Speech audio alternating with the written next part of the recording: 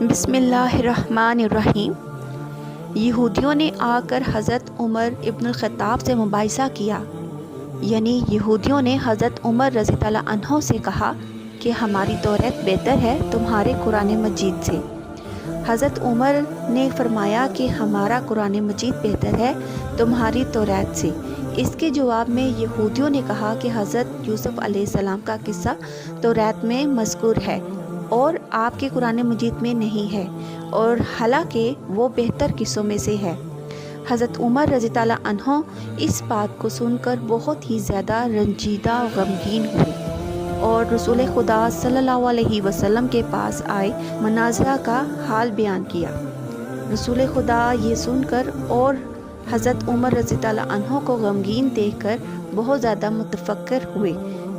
اتنے میں حضرت جبرائیل علیہ السلام امین تشریف لے آئے، بحکم رب العالمین، اور پورا قصہ حضرت یوسف علیہ السلام کا بیان فرمایا۔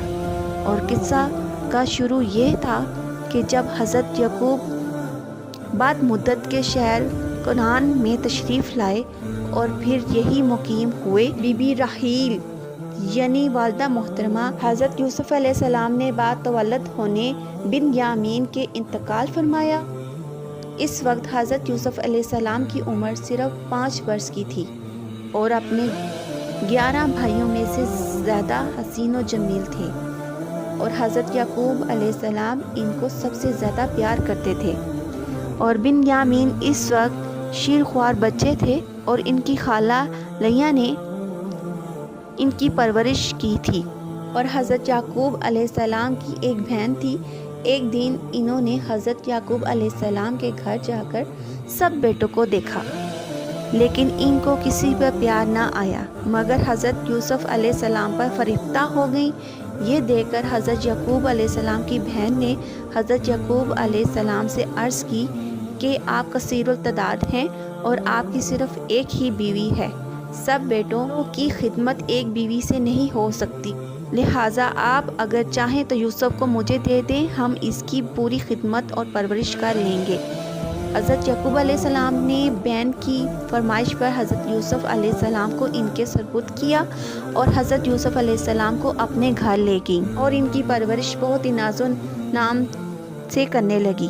ادھر حضرت یعقوب علیہ السلام کا یوسف کو دیکھنے کے لیے ہر گھڑی دل تڑپتا رہتا تھا، اور وہ فرط محبت میں اپنی بہن کے گھر جا کر دیکھ آتے تھے، اور اسی طرح روز بروز حضرت یعقوب علیہ السلام کی محبت یوسف علیہ السلام سے زیادہ بڑھنے لگی۔ تب بہن سے کہا کہ میں بغیر یوسف کے ایک ساتھ بھی نہیں رہ سکتا ہوں، میرے پاس ہی یوسف کو بھیج دو۔ اس بات کو سن کر ان کی ہمشیرہ نے کہا کہ میں بھی بغیر یوسف کے نہیں رہ سکتی۔ اس پر حضرت یعقوب علیہ السلام نے فرمایا کہ اچھا ایسا کرو کہ یوسف ایک ہفتہ تمہارے پاس رہے اور ایک ہفتہ میرے پاس۔ انہوں نے کہا اچھا پہلا ہفتہ میرے پاس رہے گا۔ حضرت یعقوب علیہ السلام نے یہ بھی منظور کر لیا۔ اور ایک روایت میں ہے کہ ابراہیم خلیل اللہ کا ایک کمربند تھا۔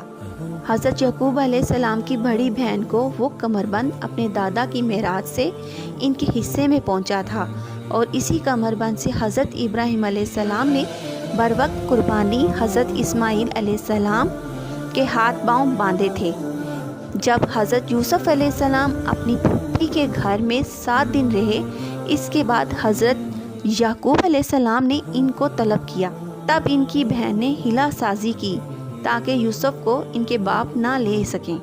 وہی کمربند حضرت یوسف علیہ السلام کی کمر میں چھپا کے کپڑے کے تلے باندھ دیا کہ یوسف علیہ السلام کو کسی بہانے سے چور بنا کر پھر اپنے گھر میں لے آؤں۔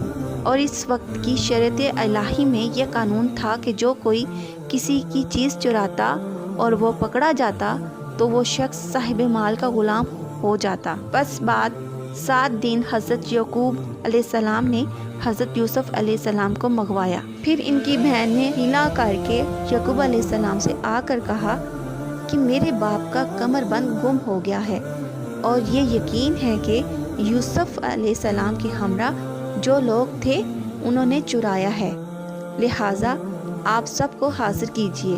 ہر ایک سے جھوٹ موٹ پوچھ کر حضرت یوسف علیہ السلام کے پاس جا کر ان کی کمر سے کمر بند چھٹ کھول ڈالا اور کہا کہ یوسف میرے پاس مجرم ہوا اور اب وہ 10 برس میرے پاس قید رہے گا اور ہماری خدمت کرے گا۔